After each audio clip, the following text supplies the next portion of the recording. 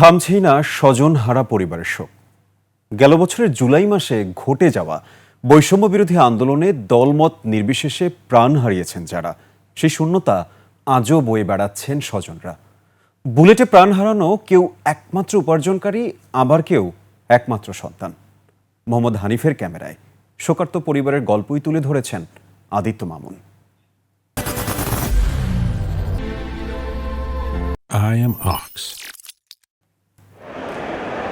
বাংলাদেশ জাতীয়তাবাদী দলের আয়োজনে দেশের নানা প্রান্তে বৈষম্য বিরোধী আন্দোলনে নিহতদের স্বজনদের সাথে বিশেষ মতবিনিময়। ৫ শতাধিক শহীদ পরিবারের সদস্যদের সমাগমে ঢাকার চিন্মৈত্রী সম্মেলন কেন্দ্র যেন শোকের এক সাগর। শোকার্ত স্বজনরা যেন এখনো দেখতে পাচ্ছেন ছোপ ছোপ রক্তের দাগ।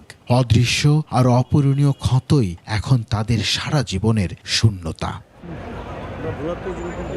নিঃস্ব এই চোখ যুগলে নোনা জলের বন্যায় সাঁতরাচ্ছেন পিতাকে কখনোই না দেখা এই কন্যা। মাগুরা ছাত্রদলের নেতা মেহেদী ৪ মাসের অন্তঃসত্ত্বা স্ত্রীকে রেখেই আন্দোলনে গিয়ে প্রাণ হারিয়েছেন। এই শূন্যতা পূরণ করার সাধ্য কার?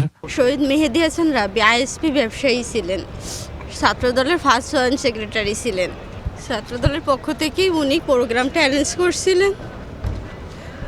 যখন শেখরের সাথে তার আগে একটা মনোমালিন্য ছিল আমলিগ বিএনপি নিয়ে, শেখর আগের দিনই ষড়যন্ত্র করে রাখছিলেন যে রাব্বিকে শেষ করবে,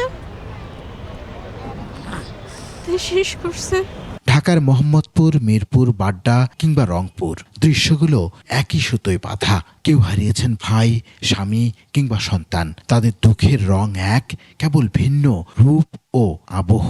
ওদিন ছিল 19শে জুলাই, শুক্রবার, সকাল 10টা থেকে 11টার মধ্যে আমি শুনতে পেলাম আমার ছেলে গুলি খাইছে।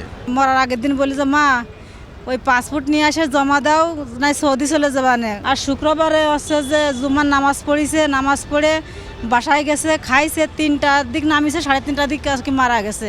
রক্তাক্ত জুলাইয়ে শহীদ পরিবারের সদস্যদের আর্থিক মানসিক সহায়তার জন্য এগিয়ে এসেছে দেশের বড় রাজনৈতিক দল বিএনপি।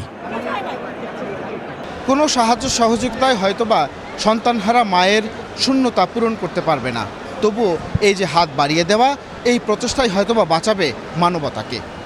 চিন্মৈত্রী সম্মেলন কেন্দ্র থেকে আদিত্য মামুন, 21শে টেলিভিশন, ঢাকা।